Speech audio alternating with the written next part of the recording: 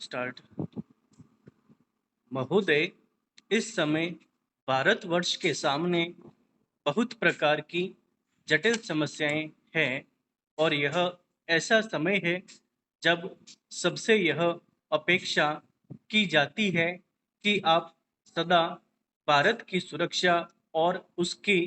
उन्नति के लिए कटिबद्ध होंगे। आपको मालूम ही है कि जब से यह प्रश्न हमारे सामने आया है कि भाषा के आधार पर देश के विभिन्न भागों का पुनर्गठन किया जाए, तब से देश में बहुत प्रकार के आंदोलन उठ खड़े हुए हैं। सरकार ने जनता की इच्छा और मांग को देखते हुए उसके लिए एक विशेष आयोग नियुक्त किया है और यह आशा की जाती थी कि उसकी जो कुछ भी सिफारिशें होंगी वे सबको मान्य होंगी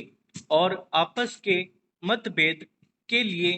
कोई स्थान न होगा। इस संबंध में मैं सरकार ने जो भी निर्णय किए उनमें से अधिकांश निर्णय सर्वसम्मति से ही हुए हैं, परंतु दुख की बात है कि एक दो स्थानों पर मतभेद ने एक ऐसा रूप ले लिया जो देश के लिए वांछनीय नहीं हो सकता। दुर्भाग्यवश आपका यह क्षेत्र भी उन क्षेत्रों में से एक है। मुझे इस बात की बहुत प्रसन्नता है कि आपने भारत सरकार के साथ सदा सहयोग करने और हर प्रकार से उसके निर्णय को मानकर देश के सुगठित प्रशासन में हाथ बटाने का विश्वास दिलाया है।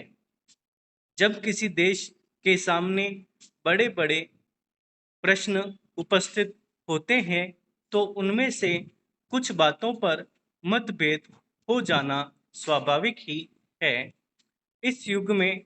जब हम सब काम जनता की सम्मति से करना चाहते हैं और हमारी सरकार भी जनता की बनाई हुई है, तब यदि कहीं मतभेद हो जाए तो उसमें उतावलापन करने की कोई गुंजाइश नहीं रहती, क्योंकि विरोध प्रदर्शन करने के लिए आपके पास पर्याप्त समय है। परंतु एक चीज जो हम सबको भली भांति जान लेनी चाहिए और जिसके संबंध में किसी प्रकार के मतभेद की गुंजाइश नहीं होनी चाहिए, वह यह है कि चाहे हमारे मतभेद कितने ही अधिक क्यों न हो, उनको सुलझाने का एक ही उपाय है और वह उपाय यह है कि इस संबंध में निर्णय आपस में बातचीत करके तथा एक दूसरे को समझा बुझाकर किए जाएं, डंडों और पत्थरों से नहीं। हमने अंग्रेजों के विरुद्ध भी, जिन्होंने इस देश को 200 वर्षों तक अपने अधीन रखा, डंडे और पत्थर उठाना गलत समझा और नहीं उठाया।